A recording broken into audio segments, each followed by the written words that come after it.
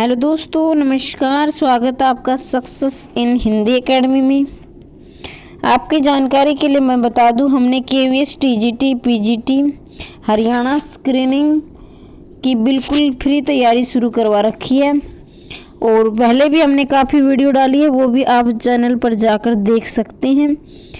और आपका संपूर्ण पाठ्यक्रम बिल्कुल फ्री करवाया जाएगा, किसी प्रकार का आपसे कोई चार्ज नहीं लिया जाएगा। इससे पहले हमने वितान भाग 2 डाल दी है जो 12वीं में लगता है और एनसीईआरटी सीबीएसई में दोनों में ही है। और अब है एनसीईआरटी के 11 भाग 1 वितान भाग 2 यानी 11वीं क्लास के लिए है। ये हम जीवन परिचय लेखकों के और कवियों के जीवन परिचय करवाने जा रहे हैं, ठीक है। और इससे पहले भी हमने भाग मतलब संपूर्ण जो लेखक परिचय वो डाल दिए हैं भाग 2 में 12वीं क्लास में। अब ये हमारा भाग 1 है वितान का 11वीं क्लास का। और भाई चैनल को सब्सक्राइब कर ले। अगर आप पहली बार चैनल पर आए हैं तो वीडियो को लाइक कर दें, शेयर कर दें और लाइक कमेंट तब करना तब आप देखना पहले वीडियो कैसी लगती है। मैं ये नहीं कहूँगी आप मेरी तारीफ़ करें, लेकिन अगर आप खुद देखोगे आपको कैसी लगी वीडियो, मैं अपनी तरफ से पूरी कोशिश करूँगी समझाने की। अगर फिर भी आपको कोई डाउट रहता है तो कमेंट बॉक्स में अवश्य लिखें। चले भी वैसे मैंने इसमें कोशिश करूँ कि गागर में सागर भर जाएं, क्योंकि हम कम समय में ज़्यादा से ज़्यादा तैयारी करना चाहते हैं। और क्योंकि पेपर हमारा नज़दीक आ गया है, जैसे 16 से और 20 फरवरी को हमारा केवीएस के एग्ज़ाम आ गए हैं। पीजीटी के बारे में बातें कर रही हूँ। अब देखिए लेखकों के बारे में हम पढ़ेंगे कुमार गंधर्व को, और इनका जन्म हुआ था सन 1924 से सन 1992 के बीच में, यानी 1924 में इनका जन्म हुआ था और 1992 में इनकी मृत्यु हुई थी। और ये कुमार गंधर्व है और इन्होंने जो है इनकी जो रचना है बेजोड़ लता मंगेशकर, इनकी रचना का नाम क्या है? बेजोड़ लता मंगेशकर। यानी लता मंगेशकर जो हमारी स्वर गायिका है, और लता मंगेशकर के बारे में जीवन परिचय के बारे में उन्होंने लिखा है, किस प्रकार उनकी आवाज़ थी और क्या क्या उनका योगदान रहा है गायकी में, कौन कौन से उन्होंने पुरस्कार जीते हैं, ये सब इनके बारे में इन्होंने लिखा है। तो कुमार गंधर्व का जन्म आप सभी जानते हैं 1924 और उनकी मृत्यु 1992 में। और जन्म सुलेभावी जिला बेलगांव कर्नाटक में। कुमार गंधर्व का जन्म सन 1924 में सुलेभावी जिला बेलगांव, गांव का नाम है सुलेभावी, जिला क्या है?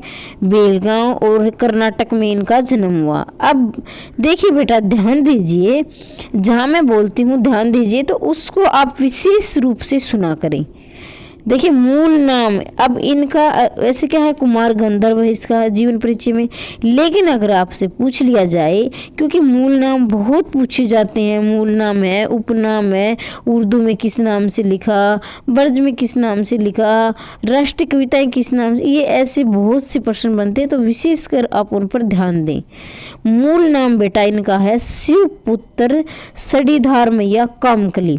अगर आपसे पूछ लिया जाए कुमार गंधर्व का मूल नाम क्या था, तो आप कहेंगे मूल नाम शिवपुत्र सड़ीधार मैया कामकली, ठीक है।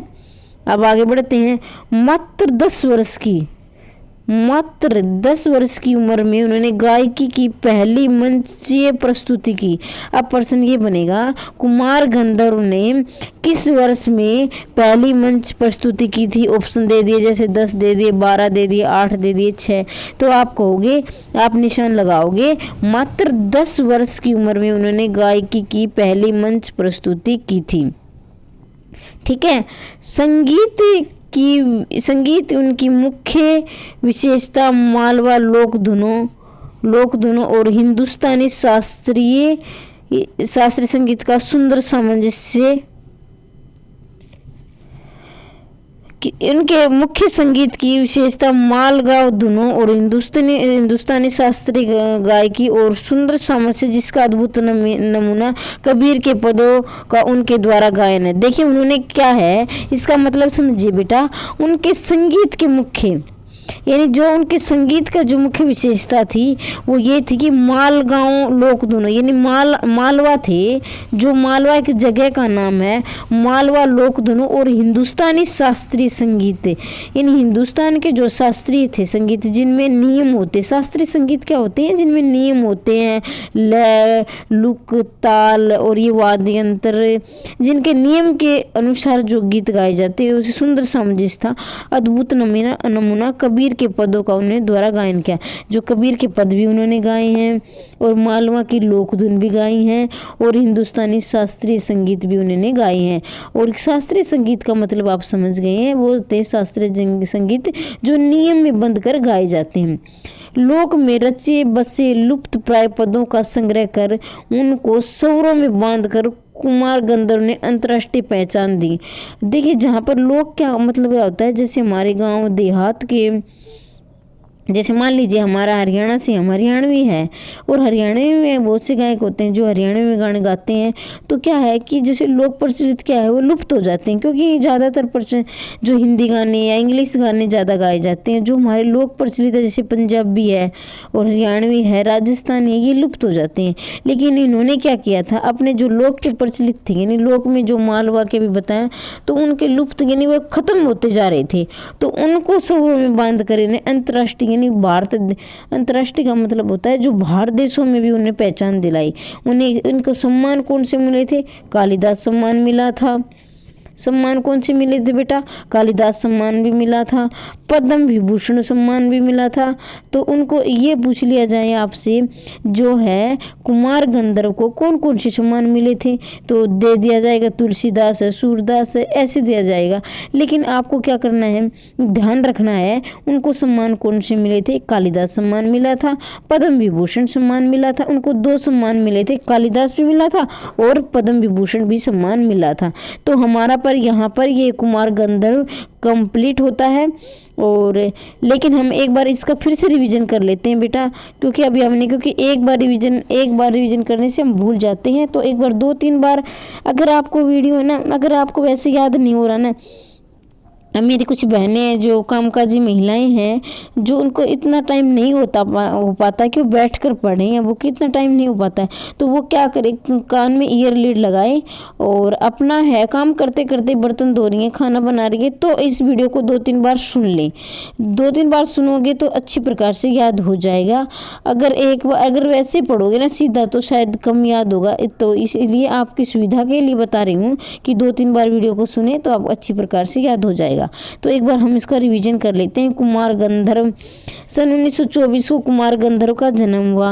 1992 में क्या है, उनकी मृत्यु होगी। और उनका जन्म स्थान कौन सा था, ये देखिए सुलीभाव जिला बेलगांव कर्नाटक में हुआ था। ठीक है, अब ये देखिए ऐसे याद नहीं रहता ना, तो कैसे कुमार कैसे कर्नाटक में तो याद रह जाएगा। ठीक है, अब बेलगांव है तो हरियाणा राजस्थान में तो ऐसे गांव पड़ते नहीं है, जिला बेलगांव ये कर्नाटक में है। और मूल नाम इसका पूछ लिया जाएगा, शायद आ सकता है, क्योंकि ऐसे प्रश्न बहुत बनते हैं एग्जाम में। तो इसका मूल नाम था शिवपुत्र सड़ीधार मैया कामकली। तो कामकली अगर आपको पूरा नहीं है ना, तो कुमार कैसे कामकली। ठीक है, मूल नाम था इनका शिवपुत्र सड़ीधार मैया कामकली। अब ये प्रश्न बन जाए, प्रश्न कैसे बन सकता है कि उन्होंने कितनी उम्र में मंच प्रस्तुति की थी, यानी पहली मंच प्रस्तुति की थी, तो मात्र 10 वर्ष की अवस्था में उन्होंने पहली मंच प्रस्तुति की थी कुमार गंधर्व ने। 1924 में उनका जन्म हुआ, 1992 में उनकी मृत्यु हुई। फिर उन्होंने क्या है, लोक धुन गाए थे, जो मालवा के लोक धुन थे, हिंदुस्तानी शास्त्रीय संगीत थे, कबीर के पद भी उन्होंने गाए थे। और जो लोक प्रचलित जो पद लुप्त हो गए थे, उनको स्वरों में बांधकर उन्हें अंतर्राष्ट्रीय पहचान दिलाई थी। फिर बेटा उनको कालिदास सम्मान और पद्म विभूषण सम्मान से भी अलंकृत किया गया था। तो उम्मीद करती हूँ मैंने पूरी कोशिश की है आपको समझाने की, आपको समझ में आया होगा। अगर फिर भी कोई डाउट रहता है तो कमेंट बॉक्स में लिखिए। अब हम चलते हैं, और इनकी जो रचना थी बेजोड़ लता मंगेशकर, और ये है 11वीं क्लास में। अब हम आगे बढ़ते हैं, अनुपम मिश्र के बारे में पढ़ते हैं। ये हमारे अनुपम मिश्र का जन्म 1948 से 2016 में हुआ। अनुपम मिश्र का जन्म हुआ था सन 1948 और मृत्यु हुई थी 2016 में। तो देखिए इनका जन्म भी महाराष्ट्र में हुआ था, ठीक है। अब उनका जन्म हुआ था क्या, कुमार गंधर्व का जन्म हुआ था कर्नाटक में। तो इनका कैसे कर्नाटक और कैसे कुमार गौरव अगर वैसे याद नहीं रहता तो इनका अनुपम मिश्र का देखिए, वैसे तो मिश्र बहुत लग गए थे लेकिन फिर भी बता देती हूँ। अनुपम में लास्ट में मैं आ रहा है, ठीक है, और ऐसे मिश्र में भी मैं आ रहा है तो महाराष्ट्र। अनुपम मिश्र मतलब महाराष्ट्र में इनका जन्म हुआ था और जन्म स्थान था वर्धा, और उनका जन्म हुआ था कर्नाटक में। कुमार गंधर्व का इनका हुआ था महाराष्ट्र में। और इनका जो जन्म हुआ था 1948 में, इन्हें स्वतंत्रता के बाद, और मृत्यु हुई थी 2016 में। और ये पर्यावरण संबंधी मुद्दों पर 20 पुस्तकों का लेखन किया है। आज भी खरे तालाब और राजस्थान की रजत बूंदे विशेष चर्चित हैं। अब देख लिए ये प्रश्न बन सकता है कि उन्होंने किस मुद्दे पर आवाज़ उठाई और कितनी पुस्तकें लिखी। तो आप कहोगे अनुपम मिश्र ने, आप निशान लगाओगे, अगर आ गया तो टिक करोगे कि उन्होंने पर्यावरण संबंधी मुद्दों पर आवाज़ उठाई है और उन्होंने लगभग 20 पुस्तकों का लेखन किया है। पर्यावरण संबंधी मुद्दों पर 20 पुस्तकों का लेखन उन्हें आज भी खरे हैं तालाब और राजस्थान की रजत बूंदे। तो राजस्थान की रजत बूंदे किसने लिखी हैं? अनुपम मिश्र ने। और उन्होंने क्या लिखा था? कुमार गंधर्व ने लिखा था लता मंगेशकर के बारे में। अनुपम मिश्र ने लिखा था राजस्थान की रजत बूंदों के बारे में। और पर्यावरण संबंधी कई आंदोलन से केवल घनिष्ठ रूप से जुड़े रहे। उन्होंने पर्यावरण संबंधी है जो मुद्दे उठाए हैं, और उन्होंने 20 पुस्तकें भी लिखी हैं पर्यावरण संबंधी थी जो, बल्कि लोगों को जागरूक करने के लिए मुहिम भी चलाई। और 1977 में गांधी शांति प्रतिष्ठान के पर्यावरण कक्ष में संबंध रहे। तो देखिए 1977 में क्या है, गांधी शांति प्रतिष्ठान के पर्यावरण कक्ष से संबंध रहे, ठीक है। तो अब एक बार फिर से इनका रिवीजन कर लेते हैं, क्योंकि एक बार करने से हम भूल जाते हैं, तो इसके लिए दोबारा इसका रिवीजन करना ज़रूरी होता है। जब अब 2-3 बार रिवीजन करते हैं तो हमारे जो है मस्तिष्क में वो स्थायी रूप ले लेती हैं। जो भी आप याद करते हैं, जो प्रश्न करते हैं, कभी जो भी करते हैं आप, तो 1 बार 2 बार रिवीजन उसका अवश्य करें।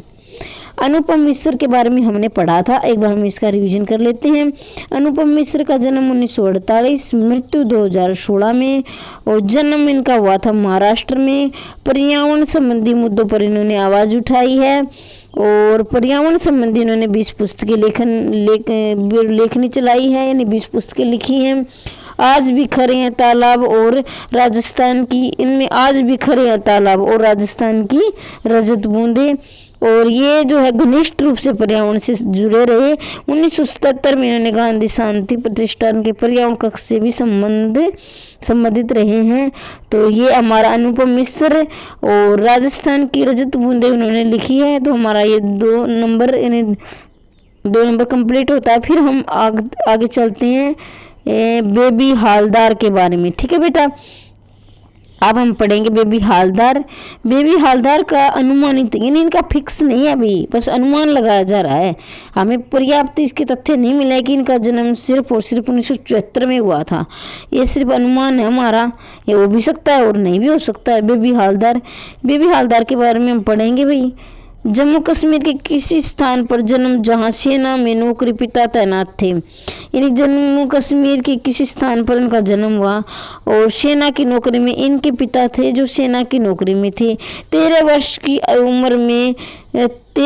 उम्र में दुगनी उम्र के व्यक्ति से इनका विवाह कर दिया और इसी कारण उन्हें 7वीं में पढ़ाई छोड़नी पड़ी। ये बात महत्वपूर्ण हो सकती है भाई। उन्होंने कितनी वर्ष में की शादी की गई थी? उनकी 13 वर्ष में शादी कर दी गई, ठीक है। और ये 7वीं में पढ़ती थी और अपनी उम्र से दुगने व्यक्ति के साथ विवाह होने के कारण इन्हें 7वीं में पढ़ाई छोड़नी पड़ी।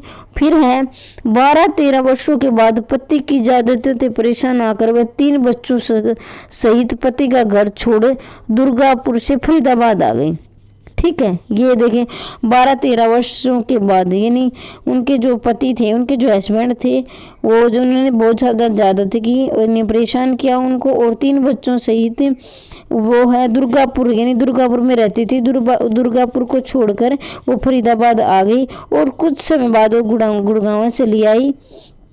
गुड़गांव का वर्तमान में नाम भाई गुरुग्राम है। अभी गुड़गांव नहीं आएगा, आपसे कोई भी प्रश्न बनेगा तो उसका गुरुग्राम नाम हो चुका है।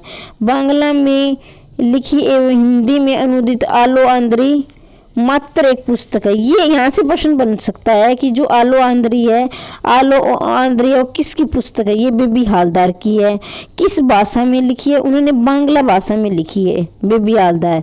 और लेकिन इनका अनुवाद हो चुका है हिंदी में। अनुवाद बेबी हालदार की जो पुस्तक है वो आलो आंध्री है, और आलो आंध्री है इसे किसने लिखी? बेबी हालदार ने। कौन सी भाषा में लिखी? बांग्ला भाषा में लिखी है। और वर्तमान में इसका अनुवाद हिंदी में कर दिया गया है। और वर्तमान में ये गुरुग्राम में घरेलू नौकरानी के रूप में कार्यरत है। तो भी देखने, ये तो समझ जिंदगी में उतारने वाली बात है कि जो एक घरेलू नौकरानी होते हुए लेखिका में प्रसिद्ध हो सकती है। तो देख लीजिए इन्होंने कितना संघर्ष किया होगा कि घरेलू नौकरानी होकर अपना नाम बच्चों की पुस्तक में छपवा चुकी है। देखिए बेबी हालदार का जन्म हम एक बार फिर से रिवीजन कर लेते हैं। 1974 में हुआ, अनुमानित है। कहाँ हुआ? जम्मू कश्मीर के किसी स्थान पर। पिता क्या थे? सेना में नौकरी करते थे। और 13 वर्ष की आयु में उनका क्या हो गई थी? उनकी शादी हो गई थी। इसी कारण साथ में उन्हें पढ़ाई छोड़नी पड़ी, और अपने से दोगुने उम्र के व्यक्ति के साथ 12-13 वर्षों के बाद इन्होंने घर छोड़ दिया। 3 बच्चों की माँ थी, और ये दुर्गापुर से फरीदाबाद आ गई। उसके बाद क्या है कि अभी वर्तमान में गुड़गांव में जो घरेलू नौकरानी के रूप में कार्य कर रही है। इनकी एकमात्र पुस्तक, सिर्फ एक ही पुस्तक है इसकी, आलो आंध्री, और वो क्या है? बांग्ला भाषा में है। और वर्तमान में क्या है बेटा? वो हिंदी में अनुवाद हो चुकी है। तो अब यहाँ हमारा देखिए, ये एनसीईआरटी की जो बुक है इसमें मैं बता दूं केवीएस में तो सिर्फ ये 3 ही लेखक परिचय पूछे जाएंगे। लेकिन क्या है कि जो हमारी एचपीएससी हरियाणा स्क्रीनिंग है उसमें भारतीय कलाएं और लेखकों के बारे में भी दिए गए हैं, तो वो नहीं आएंगे। लेखक परिचय ये 3 ही आए हैं। ठीक है बेटा। तो यहाँ पर हमारे 11वीं का वितान भाग 1 के लेखक परिचय कंप्लीट होते हैं। और मैं कामना, अगर कोई डाउट है तो कमेंट बॉक्स में अवश्य लिखें। किसी भी टॉपिक के बारे में वीडियो चाहते हैं कि मैम उसमें बनाइए तो उस पर मैं लेके आऊँगी, वो पूरी कोशिश करूँगी बेटा आपके डाउट क्लियर करने की।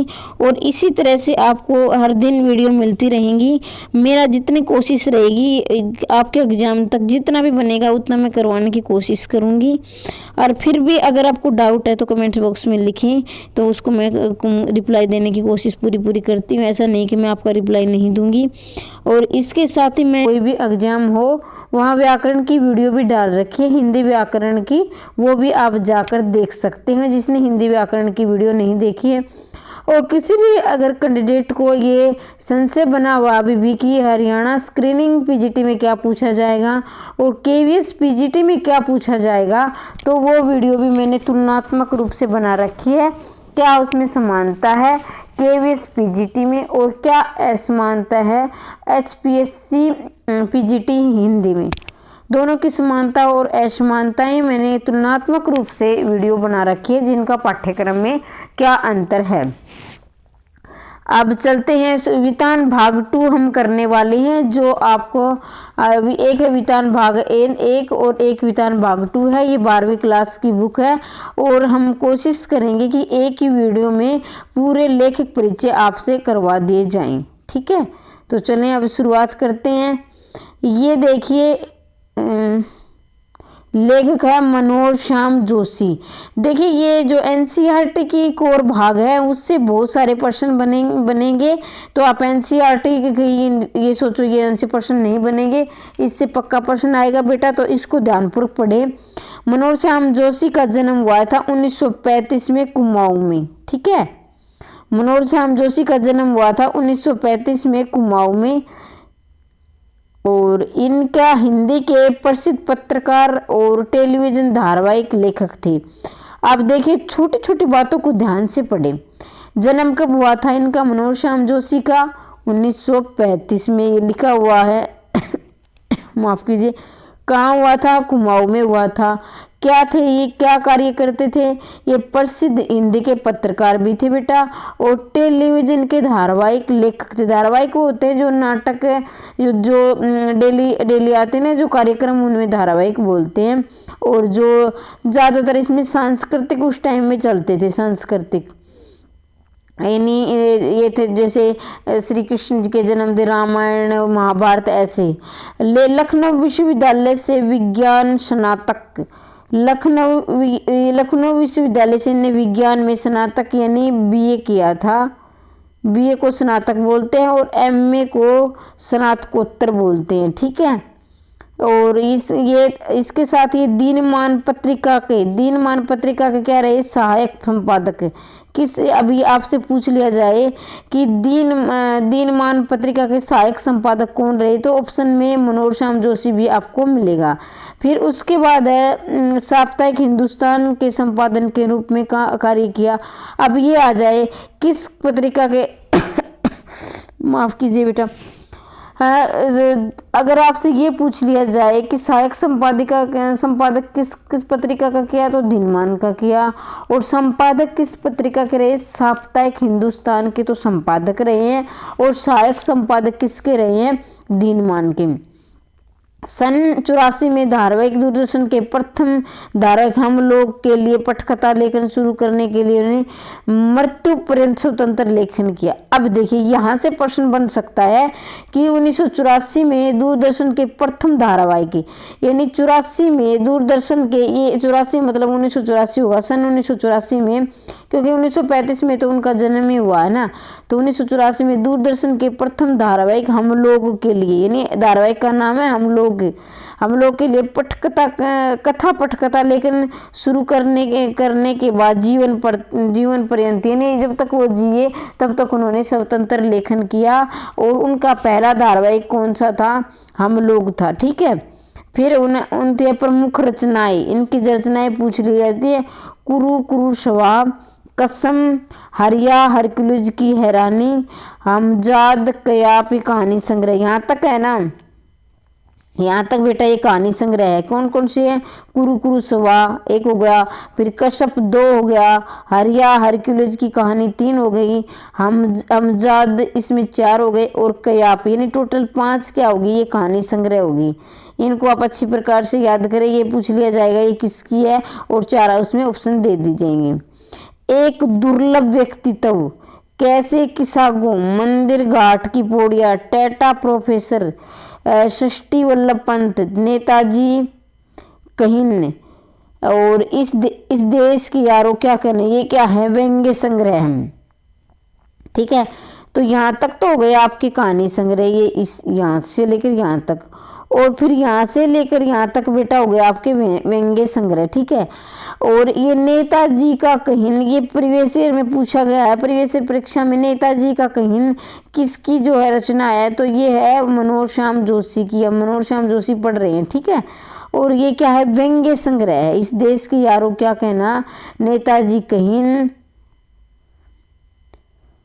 और एक दुर्लभ व्यक्तित्व, कैसे किसागो, मंदिर घाट की पौड़ियाँ, टेटा प्रोफेसर, षष्ठ वल्लभी पंत, नेताजी कहिन, इस देश के यारों क्या कहना, व्यंग्य संग्रह।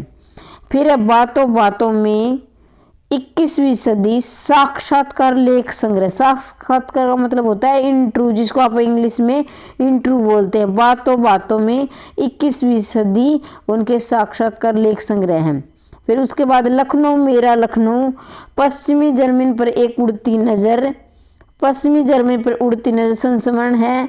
और फिर है हम लोग, ये देखिए पश्चिमी जर्मनी पर एक उड़ती नज़र संस्मरण का होता है कि मतलब कुछ यादें, यानी हमारी जो पीछे की यादें होती हैं, अतीत की यादें होती हैं, उन पर एक संग्रह लिखा गया है जो है लखनऊ मेरा लखनऊ, यानी लखनऊ मेरा लखनऊ और पश्चिमी जर्मनी पर एक उड़ती नज़र, ये संस्मरण संग्रह है। हम लोग, बुनियाद, मुंगेर लाल के हसीन सपने, ये टेलीविज़न धारावाहिक है। हम लोग, बुनियाद, मुंगेर लाल के हसीन सपने और कयाप के लिए, ये बहुत महत्वपूर्ण है बेटा, इसको जरूर याद करें। यानी किस रचना पर उन्हें साहित्य अकादमी पुरस्कार मिला मनोहर श्याम जोशी को, तो कयाप के लिए 2005 में साहित्य अकादमी मिला है। और इनका निधन हुआ था 2006 में दिल्ली में। अब देखिए इनका जन्म हुआ है 1935 में हुआ है, जन्म 1935 में हुआ, कहाँ हुआ, कुमाऊं में हुआ। फिर ठीक है बेटा, कुमाऊं में 1935 में इनका जन्म हुआ। अब मृत्यु कहाँ कब हुई, 2006 में। कहाँ हुई? नई दिल्ली में, यानी दिल्ली में। और 1935 में जन्म हुआ कुमाऊं में, 2006 में मृत्यु हो गई और दिल्ली में हुई।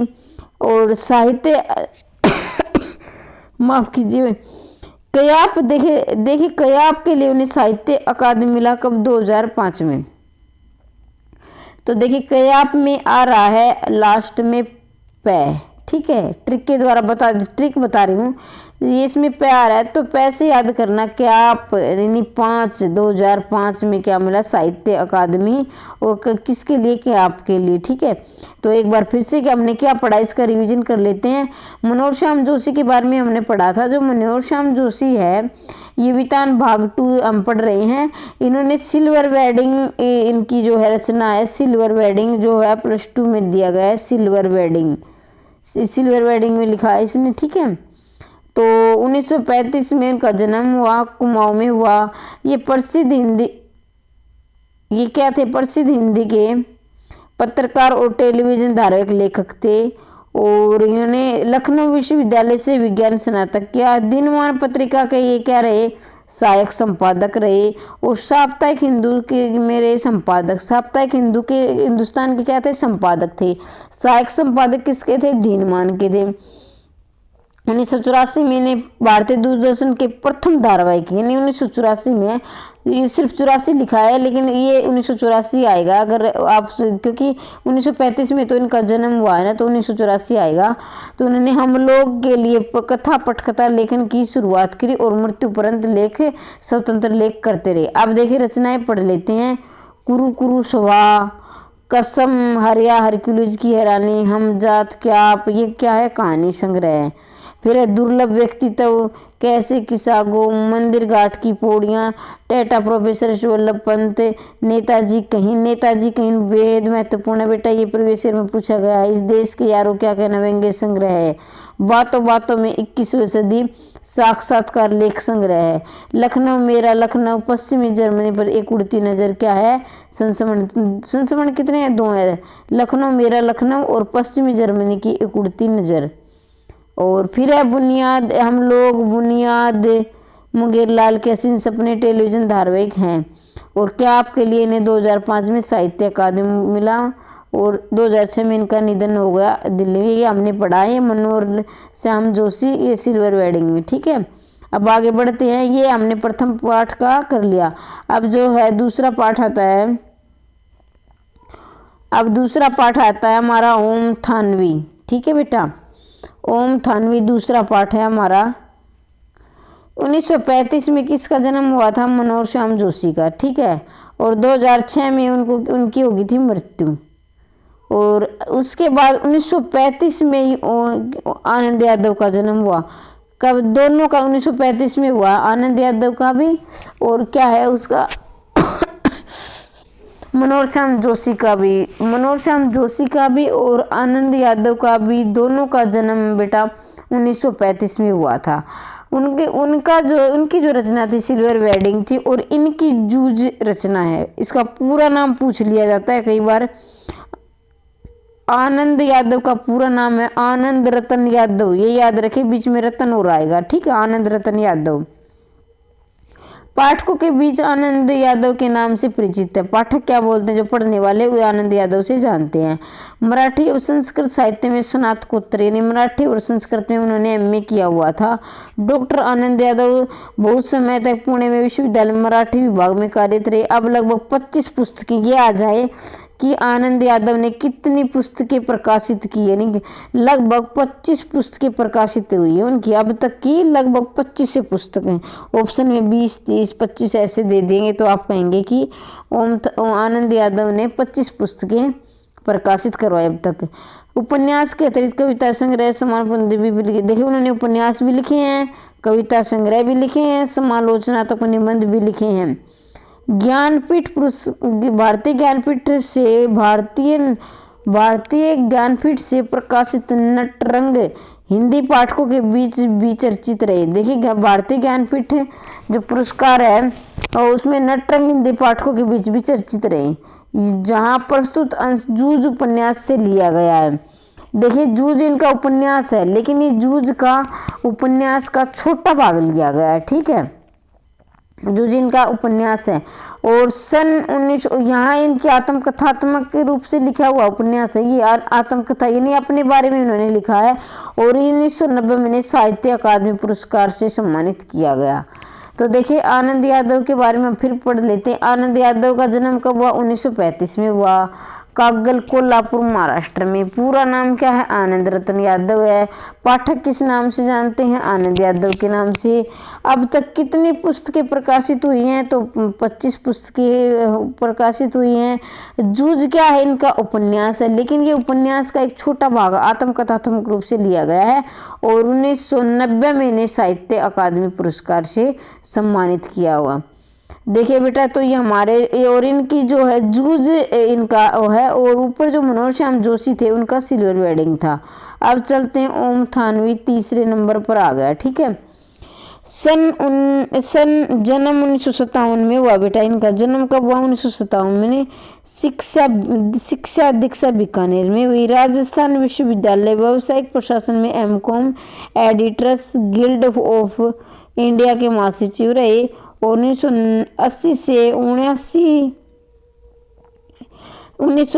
1989 तक 9 वर्ष तक राजस्थान पत्रिका में रहे। देखिए अब आपसे पूछ लिया जाए ओम थानवी का जन्म कब हुआ? आप कहेंगे 1957 में, ठीक है। फिर कहेंगे कि ये इनकी पत्रिका कौन सी थी? राजस्थान पत्रिका थी इनकी, राजस्थान पत्रिका। और कितने वर्षों तक काम किया? 1980 से 1989 तक। 1980 से 1989 यानी 9 वर्ष तक उन्होंने राजस्थान पत्रिका में काम किया।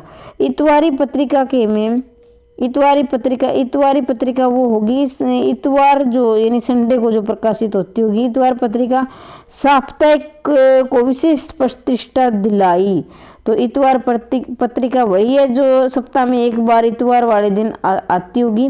सजग और बौद्धिक साहित्य में इतवारी पत्रिका ने अपने दौर में विशिष्ट स्थान बनाया। अपने सामाजिक और सांस्कृतिक सरोकारों के लिए जाने जाते हैं। अभिनेता और निर्देशक के रूप में स्वयं रंगमंच पर सक्रिय रहे। साहित्य, कला, सिनेमा, वास्तुकला, पुरातत्व और प्रयाण में गहन दिलचस्पी रखते हैं। 80 के दशक में सेंटर ऑफ साइंस इन्वायरमेंट की फिलोसफी पर राजस्थान पारंपरिक स्रोतों पर खोजबीन कर विस्तार से लिखा। पत्रकारिता के लिए अन्य पुरस्कारों से गणेश शंकर विद्यार्थी पुरस्कार। अब देखिए जन्म कब हुआ था? 1957 में हुआ था। फिर उन्होंने 1980 से 89 तक राजस्थान पत्रिका में काम किया। फिर इनकी एक और पत्रिका है आती थी, वो क्या? इतवारी पत्रिका थी। उसके साथ इन्होंने साहित्य, कला, सिनेमा, पुरातत्व के बारे में गहन अध्ययन किया और वहाँ पर लिखो जो उनकी पत्रिकाएं इन्होंने उनके बारे में लिखा है। और इनके पुरस्कार है गणेश शंकर माफ कीजिए बेटा, ये थोड़ा और इनके पुरस्कार है गणेश शंकर विद्यार्थी पुरस्कार है। पुरस्कार के यहाँ गणेश शंकर विद्यार्थी हैं। और 1999 में संपादक के नाते दैनिक जनसत्ता दिल्ली और कलकत्ता के संस्करणों का दायित्व संभाला और 17 वर्षों तक इंडियन एक्सप्रेस के हिंदी दैनिक संपादक में रूप में भी कार्य करते रहे, ठीक है। तो एक बात है, दैनिक जनसत्ता में भी संपादक के रूप में कार्य करते रहे। देखिए अब फिर एक बार इसका रिवीजन कर लेते हैं। ओम थानवी का जन्म कब हुआ? 1957 में हुआ, ठीक है। और कहाँ हुआ? बीकानेर में हुआ। और 1980 से 1989 तक ये 9 वर्षों तक राजस्थान पत्रिका के रूप में कार्य किया। इन्होंने इतवारी पत्रिका निकाली। फिर उसके बाद इनको गणेश शंकर विद्यार्थी पुरस्कार मिला और इन्होंने जनसत्ता में संपादक के रूप में कार्य किया। और कब किया? 17 वर्षों तक किया। इसके बाद और इन्होंने अतीत में जो दबे पाँव है, इनकी जो है ये रचना है अतीत के वितान भाग 2 में अतीत के दबे पाँव ओम थानवी। अगर किसी को याद ना रहे तो बता देती हूँ, ऐसे अतीत ऐसे ओम थानवी, ठीक है। ऐसे अतीत ऐसे ओम थानवी इन्होंने ये रचना लिखी है। अब आगे बढ़ते हैं एनी फ्रैंक। एनी फ्रैंक, इनका जन्म हुआ था 12 जून 1929 को। जन्म कहाँ हुआ? 12 जून 1929 को। और जर्मनी के फ्रैंकफर्ट शहर में मृत्यु नाजियों के यातना गृह में 1945 के फरवरी या मार्च महीने में। भाई इसको ये फिक्स नहीं है कि उनका जन्म, ये तो फिक्स 1945 में हुआ था, लेकिन ये फिक्स नहीं है कि फरवरी में हुआ या मार्च में हुआ, लेकिन ये जरूर फिक्स है कि 12 जून 1929 को उनका जन्म हुआ। कहाँ हुआ? जर्मनी में हुआ एनी फ्रैंक का। एनी फ्रैंक की डायरी दुनिया में सबसे ज़्यादा पढ़ी लिखी किताबों में से एक है। और ये मूल तो है, यानी जो एनी फ्रैंक ने लिखी थी वो तो थी कि डच भाषा में। एनी फ्रैंक ने किस में लिखी थी? डच भाषा में लिखी थी। और 1947 की करते अंग्रेजी में the diary of the young girl शीर्षक में, यानी बाद में ये 1947 में छपी ना, तो ये अंग्रेजी मूलतः डच भाषा में 1947 में प्रकाशित ये करते अंग्रेजी में the diary of the young girl शीर्षक में 1952 में प्रकाशित हुई। दे इसका मतलब समझे भाई, 1947 में तो ये क्या किस भाषा में छपी? डच भाषा में, क्योंकि डच भाषा में एनी फ्रैंक ने इसको लिखा था। लेकिन 1952 में फिर वह 5 साल के बाद 1952 में ये अंग्रेजी के भाषा में छपी और उसका नाम था अंग्रेजी भाषा में the diary of the young girl, diary of the young girl. और इस तब से ये संपादित असंपादित आलोचनात्मक अनेक संस्करण आ चुके हैं और ये डायरी किसी न किसी में चर्चा में बनी रहती है। तो ये एनी फ्रैंक के बारे में यही है कि 12 जून 1929 को उनका जन्म हुआ था और जर्मनी के फ्रैंकफर्ट शहर में हुआ था और 1945 में उनकी मृत्यु होगी नाजियों की यातना गृह में। और 1947 में जो उन्होंने लिखी थी द डायरी, वो मूलतः डच भाषा में थी और 1952 में वो अंग्रेजी भाषा में छपी और उसके बाद तो यानी अनेक भाषा में प्रकाशित होती रही। तो उन्होंने लिखा है डायरी के पन्ने। एनी फ्रैंक ने क्या लिखा है? डायरी के पन्ने। तो ये हमने कंप्लीट जो है वितान भाग 2 के जो कंप्लीट जो जीवन परिचय हैं लेखकों के, ये हमने किए हैं। और ये परीक्षा की दृष्टि से मैं आपको बता दूं केवीएस और हरियाणा पीजीटी स्क्रीनिंग दोनों के लिए महत्वपूर्ण है, हरियाणा के लिए भी है। और जिस भी एग्जाम में एनसीईआरटी से संबंधित प्रश्न बनते हैं ना, सभी के लिए महत्वपूर्ण है। अगर एनसीईआरटी आती है तो कहीं आप खुद जानोगे कि देखिए ये तो मुझे पक्का कंफर्म है कि केवीएस और हरियाणा स्क्रीनिंग में तो इससे प्रश्न बनेगा ही बनेगा। और अगर हरियाणा राजस्थान रीट में अगर आप राजस्थान का कोई बच्चा देख रहा है तो उसके लिए बता दूं, ये अगर एनसीईआरटी जिस भी एग्जाम में आती है उसके लिए महत्वपूर्ण है। और हमने ये वितान भाग 2 पूरा कंप्लीट जीवन परिचय लेखकों का किया। अगर आप चाहते हैं इसी प्रकार की वीडियो तो कमेंट बॉक्स में अवश्य लिखें और मैं चाहती हूँ कि आपका सिलेक्शन हो, ऐसी मैं कामना करती हूँ। तो खुश रहे और अपनी तैयारी जोरों शोरों से करते रहें और एक दिन आपकी मेहनत जरूर रंग लाएगी। और वीडियो को ज़्यादा से ज़्यादा शेयर करना बेटा और कमेंट करना। आपके कमेंट मुझे नेक्स्ट वीडियो बनाने के लिए प्रेरित करते हैं। और देखिए बाकी जो अगर आप चाहते हैं ना कि मैं इनके बारे में पूरा लेसन भी पढ़ाऊँ तो वो भी मैं करवाने के लिए तैयार हूँ, लेकिन मुझे लग रहा है लेसन तो आप खुद ही पढ़ लेंगे, मैं सिर्फ इनका जीवन परिचय करवा देती हूँ, ठीक है। और अगर कोई डाउट है तो आपके डाउट का भी जवाब देने की मैं पूरी कोशिश करूँगी। तो आपके डाउट भी कमेंट बॉक्स में लिखा करो। वीडियो कैसी लगी और किस टॉपिक पर वीडियो चाहते हो ये भी कमेंट बॉक्स में अवश्य लिखें। वीडियो देखने के लिए धन्यवाद।